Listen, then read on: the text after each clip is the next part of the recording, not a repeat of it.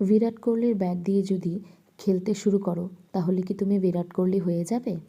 না তো। তো কথা এখানে ব্যাটের নয়, বিরাট কোহলির স্কিলসের। এখন কথা হলো, লোকে বলে মেকআপ আর্টিস্ট যে এত চার্জেস নেয়, সমস্ত প্রোডাক্ট কি একবারেই মুখে থুপে দেবে নাকি যে এত টাকা চার্জেস নিচ্ছে? তো আমি অনেস্টলি একটা কথা বলছি, যতটা ভ্যালু প্রোডাক্টের হয় না, তার থেকে বেশি ভ্যালু হয় আমাদের স্কিলসের।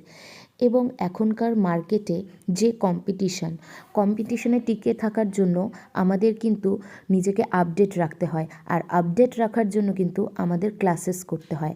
আমরা যে ক্লাসেস করি সেটার পেছনে আমাদের হাজার হাজার টাকার ইনভেস্ট করতে হয়।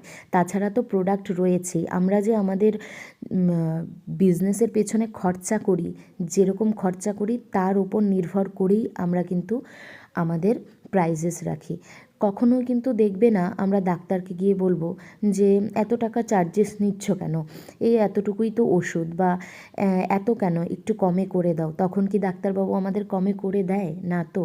এটা তার বছরের পর বছরের অধ্যবসায়, সে যে স্কিলসটা অর্জন করেছে, সে যে তার পিছনে সময় ব্যয় করেছে তার।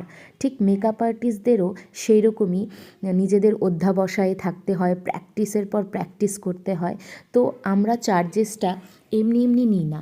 অনেকেই তোমরা বলো যে আমরা শুধু আই মেকআপ করব, শুধু চুলটা বেঁধে দাও, এ সমস্ত বলে তোমরা কোনো আর্টিস্টকে ছোট করো না।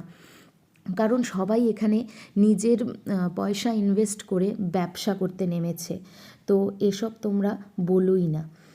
আমি মানুষদের ব্র্যান্ডেড প্রোডাক্ট ইউজ করার পরেও মেকআপকে কেকি করতে দেখেছি, যার ফলে তাদের ফটোতে ওভার এডিটিং করতে হয়েছে। Heavy pigmented base, dark circle, মানে মোস্ট খারাপ থেকে খারাপ ফেসের ওপর যদি তুমি স্কিন লাইক মেকআপ ফিনিশ আনতে পারো, সেটাই হচ্ছে স্কিল। তো আপনারা মেকআপ আর্টিস্টকে যে পয়সাটা দেন সেটা তার প্রোডাক্টস এবং স্কিলের ওপর বেস করে দেন। ডিসকাউন্ট চাওয়াটা খারাপ নয়, তবে এটা বলা ঠিক নয় যে এতটুকু মেকআপ, এত টাকা চার্জেস কেন। তো আশা করি তোমরা সবাই এই ব্যাপারগুলো বুঝবে। আজকের ভিডিওটার মাধ্যমে আমার এতটুকুই বলার ছিল। তো টাটা বাই, ভালো থেকো সবাই।